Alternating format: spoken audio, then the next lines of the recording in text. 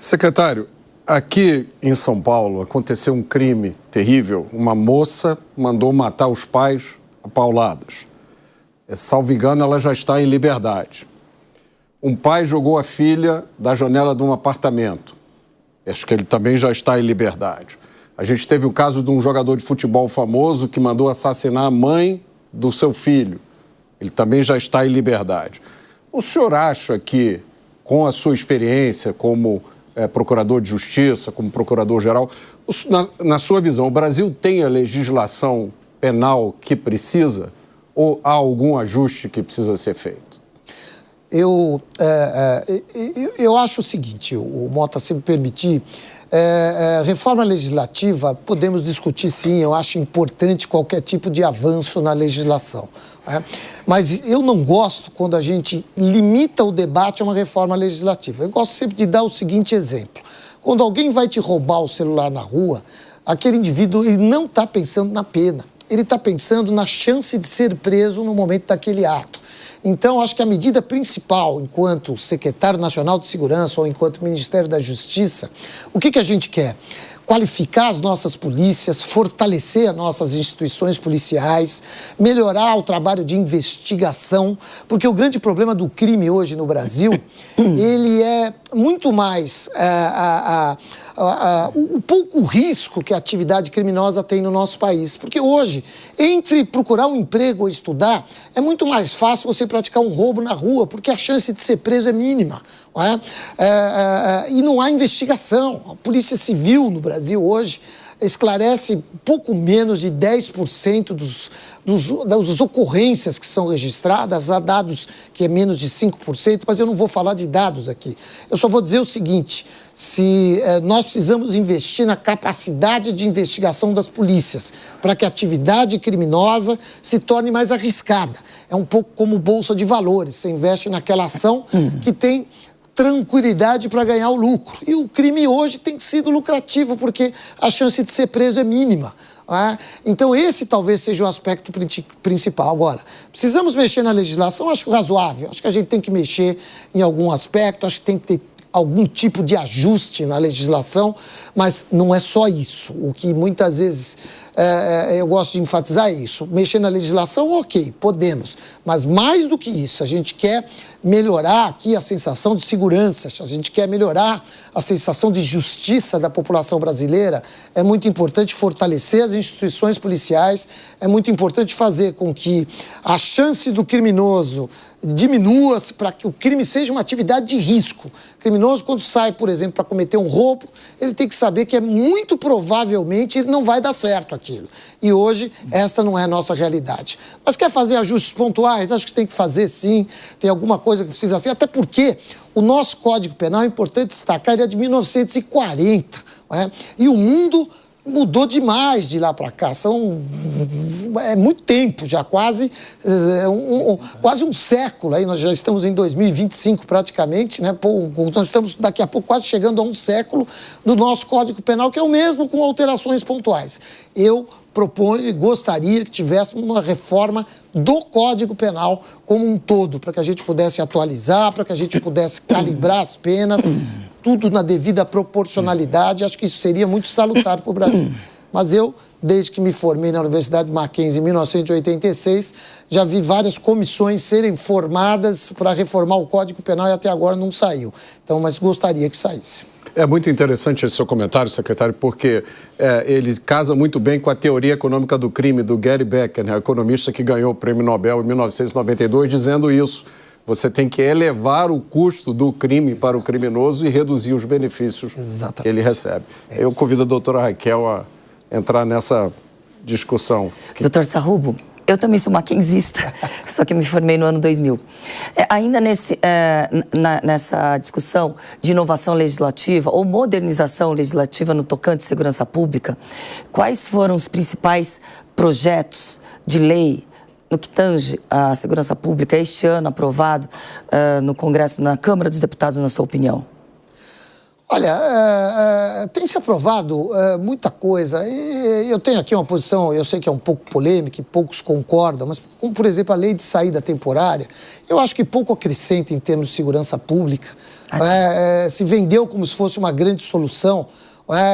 E eu acho que ela é uma boa solução para a ressocialização de presos. Tanto que saem 40 mil, não voltam aí menos de 5%. Eu acho que é um custo razoável. Claro que quando um desses mata, por exemplo, um policial, uma pessoa, etc. e tal, todos nós ficamos chocados, etc. e tal. Mas são legislações que, na verdade, pensam só em aumentar a pena e, por exemplo, impedir benefícios.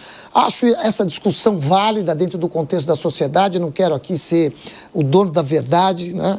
Mas a verdade é que nós temos que pensar o sistema como um todo. E quando a gente faz uma alteração pontual na legislação, ela fica disfuncional, fica desproporcional e a gente não atinge o cerne da questão, que é, como disse o Mota aqui, nós precisamos entender, fazer análise econômica do crime e transformar o crime numa coisa muito mais arriscada para o sujeito. A partir daí nós vamos ter uma sensação melhor.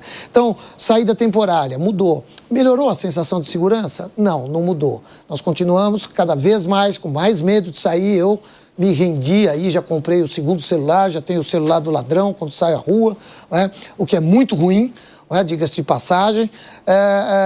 E essas medidas não estão trazendo o efeito necessário, porque nós estamos, eu insisto, deixando de investir onde nós temos que investir. Acho que a gente precisa, e aí me permita aqui puxar para o meu lado, nós estamos com um grupo de trabalho procurando criar uma legislação antimáfia, porque o crime organizado no Brasil já está no estágio mafioso, e aí nós precisamos penalizar, por exemplo, o domínio territorial, nós precisamos melhorar o fluxo de medidas cautelares para apreensão de bens e administração desses bens. Isso precisa ser feito com mais agilidade, porque é onde você vai mudar. Então, esse tipo de legislação eu queria ver no Congresso Nacional. Mas nós vamos propor atualizar a lei de lavagem de dinheiro, isso me parece fundamental, do que ficar falando de saída temporária, essas coisas, porque não é isso que vai mudar a sensação da população, que é o nosso dever. Eu acho que esse é um ponto fundamental, né? Porque hoje você não consegue, por exemplo, sair com o celular na rua. Em muitos locais tem até placa avisando que, olha, não fique com o celular na mão, porque senão você pode ser furtado ou assaltado. Então, assim, tá se invertendo a lógica. A pessoa não tem mais a liberdade de, por exemplo, pegar o celular para tirar uma foto. Então, quais os serviços de inteligência que tem na Secretaria Nacional de Segurança para que realmente a pessoa que furtou, ela vai repassar esse aparelho?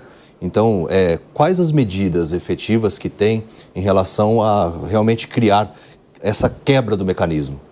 Obrigado. É interessante, eu gosto muito dessa frase que o Mota falou agora há pouco, a análise econômica do crime. Por que estão roubando o celular nas grandes capitais? A gente sabe por quê.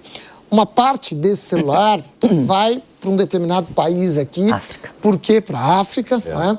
Por quê? Porque lá ele funciona mesmo com a questão do e-mail, do bloqueio. Tal, né? Com o bloqueio do e-mail. Os dados vão para um determinado grupo criminoso. Então, das duas, uma. Ou a gente, o Estado de São Paulo e o Brasil como um todo, identifica uma maneira de entender qual é o ciclo econômico e ataca esse ciclo econômico, quem é que está recebendo, como é que esse celular está saindo para a África e assim por diante. E aí isso vai diminuir, porque isso não se tornará mais um bom negócio para os criminosos e não vai chegar na ponta. Ou nós vamos continuar prendendo um ou outro criminoso ali em flagrante, né? E não vamos resolver essa questão e eu vou ter que continuar tendo um celular para sair na rua e o outro para usar em casa ou para andar em Brasília, que é um pouco mais seguro, né?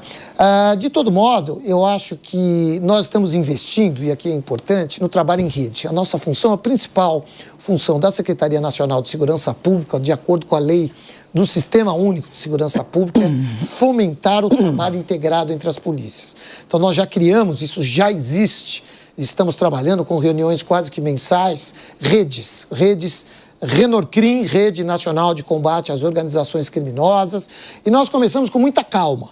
Primeiro trazendo as polícias civis, as DRACOS, criando sinergia entre as DRACOS de todo o país, conversando, 2, 3 reuniões, levamos para o Ministério, pagamos a conta, né?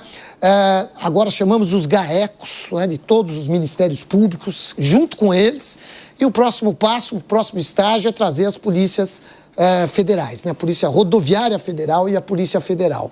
Quando criando uma rede, entendendo, trabalhando a inteligência. Temos também uma rede, que é a chamada Rede Recupera, que é a rede que trabalha com a recuperação de ativos, recuperação de bens, entendendo como é esse processo. E a gente aqui trabalha com Receita, por enquanto só com Polícia Civil, mas estamos também procurando agora trazer Ministério Público a acrescentar essa rede. Eu acho que o trabalho em rede e conectando as inteligências é que nós vamos ter as informações necessárias para deflagrarmos as operações que serão desestruturantes desse sistema. Se não, quando eu falo em política equivocada, nós vamos continuar aprendendo o rapazinho da rua lá, um ou outro em flagrante, ele vai preso, vai para o nosso sistema prisional, mas o sistema continua girando, porque há uma economia do crime que continuará funcionando independentemente de quem lá esteja. Então precisa interromper o ciclo econômico.